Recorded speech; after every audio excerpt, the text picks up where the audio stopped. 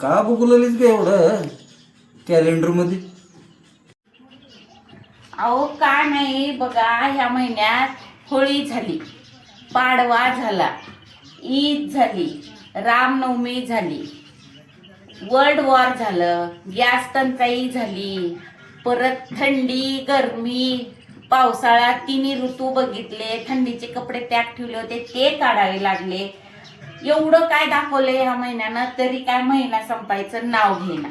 एवढंच नाही तर 2020 मध्ये ह्या मार्च महिन्यातच लॉकडाऊन झालं होतं. हे मार्च महिन्यात संपणार, हे मार्च महिना का पनवती आहे का काय वाटायले मला. రాను రానంటూనే చిన్నదో చిన్నదో రాములోరి గుడికొచ్చి